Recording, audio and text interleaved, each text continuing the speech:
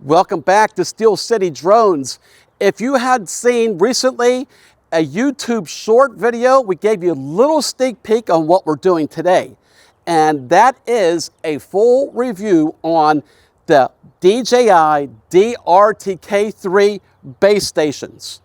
And we get a lot of calls from people wanting to get into mapping, and they're automatically asking us they want to purchase one of these units.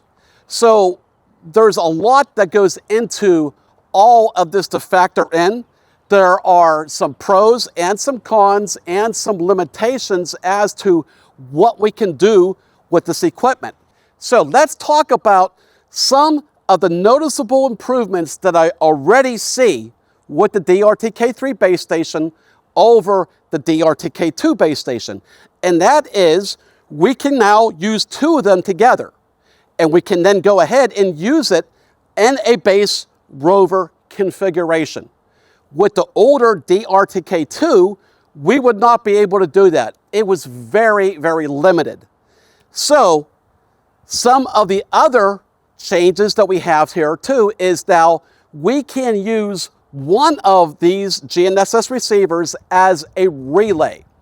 In other words, you're at the very bottom of a hillside that's about a couple hundred feet in elevation.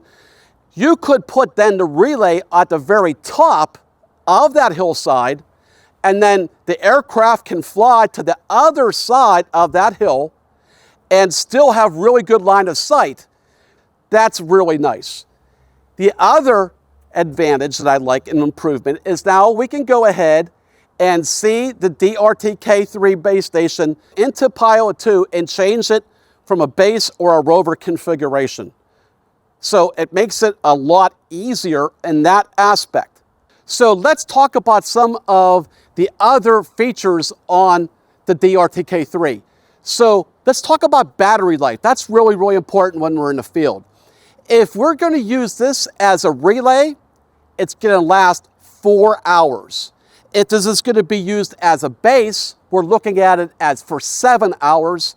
And as a rover, it's going to be good for 10 hours. Also, the DRTK3 base station is IP67 rated, so we can actually do our survey work in really extreme conditions of rain and or snow without any problem. Now, if we need anything beyond those times that I gave you, there is a USB-C connection here that we can go ahead and put an external power source that we can be at on the field and use that for longer periods if necessary. So something that I don't like about this setup is the DJI accessories that you can buy optional. So you could get the DRTK3 tripod kit. Now that comes with this specific tripod as well as this down rod setup right here. I don't like any of it, and I'm going to explain why. First off, this is a true survey grade tripod right here. It's nice and sturdy. It ain't going to move. And we can actually put what's called a tri-buck adapter on the top of it, where we could actually move this around to be able to help get our setup over our point without moving the tripod. It also could extra for balancing right here. It's really nice. And you can see it's very adjustable. But what I like here is how the tripod is higher, and it allows us to be able to go to a wider base for more stability. This right here, because we have this as our kit right here for our down rod, what I don't like about this are two things. One, it has this non-removable plastic bracket right here that we use to be able to set the antenna height to what we want.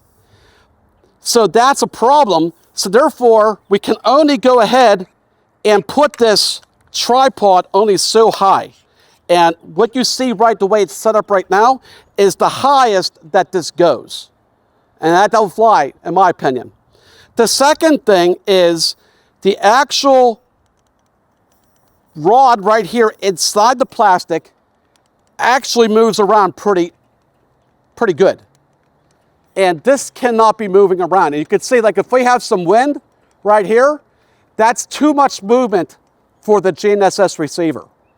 So what I recommend personally is getting the DRTK3 base station heads, the GNSS receivers, and not purchasing the optional tripod kits.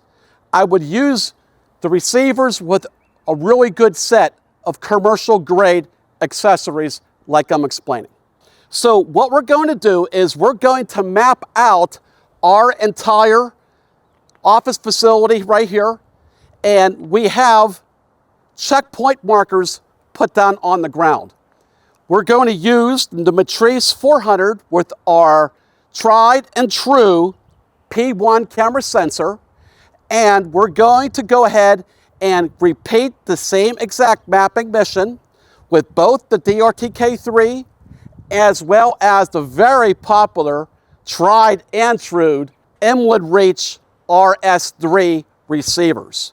Now, you may be asking, well, why do we have a total of 4 base stations out here? And that leads into the second part of what I would like to really cover in this video.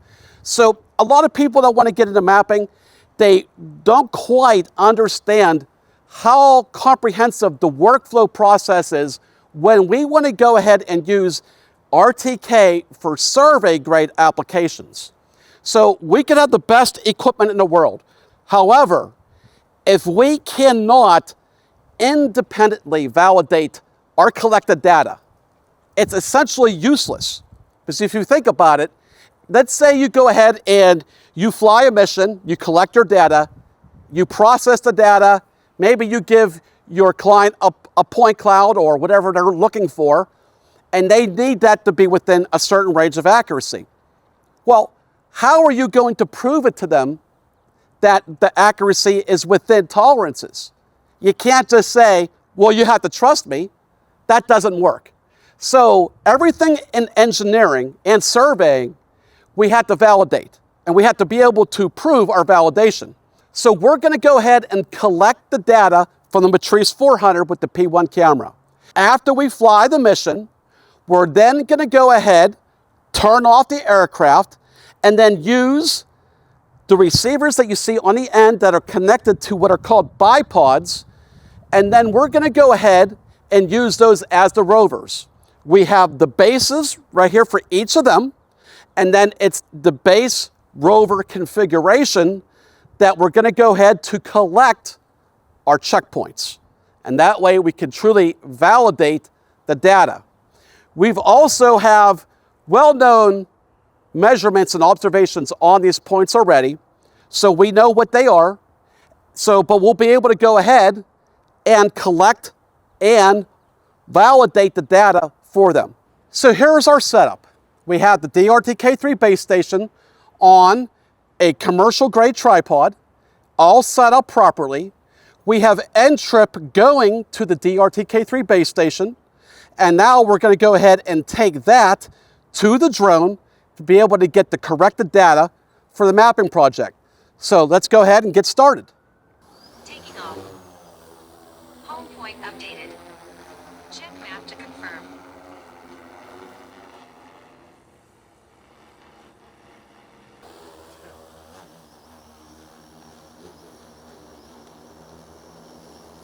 Landing. All right, now that we've landed, I'm going to go ahead, turn off the Matrice 400, turn on my rover, connect it to my base, and go out and take my observation measurements for the checkpoints. The workflow for the app is, after we set up the N-trip to the base, we open up the app for the DRTK3, and it's going to search for the rover. After it finds the rover, we're going to hit connect. We select that base station. We select the RTK signal source as the base station. We're going to set up a new project and create a task. We're going to set up and define our coordinate system for state plane coordinates. And we're ready to go ahead and take our observations. We collect each observation one at a time, and then we save our project and export it out. One thing I was really impressed with was the range that the rover had to the base station. We added a fourth checkpoint just to be able to check the range. And as you can see, this checkpoint was about 1,000 feet away, and there was no line of sight with 2 buildings in between. The Emlid receivers are very similar, but they do it through LoA radio. So for the second test using the Emlid receivers, I have the RS3 hooked up to the commercial grade tripod. The height is all set. We have N-trip going into the input of it, so it's getting the corrections. And I have the output of that GNSS receiver going to the Matrice 400. And now we're going to get up in the air and fly the second mission. Taking off. Home point updated. Check map to confirm.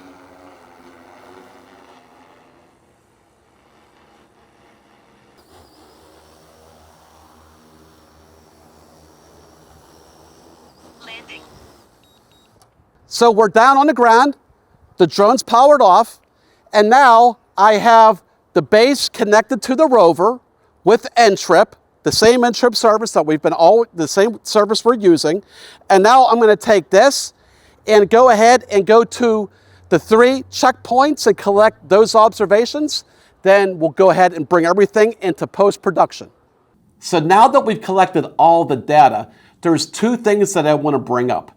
The first is, please note that if you want to use the DRTK3 GNSS receiver in a base rover configuration where you're using the rover, like we're doing here, to collect observations for checkpoints, you're going to have to use the DJI app combined with an Android phone or an Android device. Now, I know that is probably going to be a big deal for some of our audience, so I want to bring that up, and I do not see that changing in the near future. The second thing is that after I exported all of the data out of the receiver to my computer, when I opened up the spreadsheet, I noticed that all of the observations were in global coordinates only. Even though I set up the project in state plane, it's not exporting that out like that. Now, I did my due diligence. I did lots of different test observations, playing with settings and see if that changed that. I looked through the manual. I could not find any way for it to export out in state plane coordinates. And if you're like me, who you do and work with everything in state plane, that's a big deal, because what I had to do then is take every single coordinate one by one and manually convert them through Opus to state plane before I actually entered them into DJI Terra. Now, if I'm wrong and mistaken, I'll definitely go ahead and do a follow-up with that. And if that is something that is not available right now, which I believe I'm correct in that, I hope that DJI does make that change to a firmware update in the future, so we don't have to spend so much time on the format conversions. We brought our 3 check shots in here and added them only as check shots. And then we marked 10 pictures per checkpoint and then processed the arrow triangulation. All right, let's go over the results. Let's open up our DJI Terra quality report. We have our 2D ortho mosaic, plenty of overlap. Here's our DSM. So let's look at the project errors. For the horizontal errors, everything is inside 1/10 of a foot. And on the vertical side, we have everything within 1/10 of a foot as well. So all of the data that was collected on the flight with the Matrice using the DRTK3 base station is all within survey grade accuracy for project error. So rather going ahead and showing you all of the data from the flight with the Emlid, I thought it would be a lot easier just to be able to show you the comparison data from the check shots that were taken from both receivers. At the top, you'll see the global coordinates that came out of DRTK. Underneath it is the state plane coordinates for both the DRTK3 and the Emlid. The last columns represent the difference of the observations between the 2 receivers. And you can see the difference between the measurements were all tighter than 1/10 of a foot, which is survey accurate. except one number. So the one measurement that has 12 hundredths difference between the two observations is really insignificant because we're talking about a certain amount of error to two measurements. And when we're trying to take the difference of that, well, that's, if it's only 12 hundredths of an inch, it really is showing that it's very tight. So as far as both of these models being able to do survey grade accurate projects, our checkpoints and validation of the data supports that 100%. The DRTK3 is $534 less than the RS3, and the RS4 is even more money. For accuracy, they both get 2 thumbs up. Excellent results from both. Setup time is a single thumbs up for both. They both take a little bit of time to be able to set up, but that is the nature of what we're doing here. This is not just completely plug and play and go. The cross-format compatibility is getting 2 thumbs up for the Reach RS3, and the DRTK is getting 2 thumbs down because it is Android device only. For an IP rating, the RS3 is IP67, the RS4 is IP68, and the DRTK3 is also IP67, which essentially they can be out in any condition. The app ease of use will get a thumbs up for the RS3 and 1 thumbs down for the DRTK3 based upon that we had to go through a little extra inside the app. It's not quite as intuitive, and we had to also do the conversions for the observations. The distance range for a Base Rover configuration gets 2 thumbs up for both. For the battery runtime, the RS3 can get very close to 24 hours, and the RS4 gets even more than that. For the DRTK3, we're looking around 8 hours approximately. So that's everything with this comparison. We try to be as thorough as possible and unbiased as possible, just trying to give you our own observations to try to help you decide what might be best for you. You know, a GNSS receiver is just like a drone. They're both tools, and a tool has its strengths of what it can do and it's also with its limitations of what it can do. However, the RS3 has had some significant improvements over the DRTK2. We sell both. We recommend both. Lastly, as a reminder, we are having on-site drone mapping training here in Pittsburgh for 4 different sessions in this coming year. So if you're interested in knowing more about mapping, about the things that we covered, and even going way beyond what we had covered, we have things for beginners and intermediate and advanced users. So depending upon what you want, we definitely have a training solution for you. So take a look at our website, and if you have any other questions about anything, please feel free to reach out to us. Thanks again for watching, and we'll talk to you soon.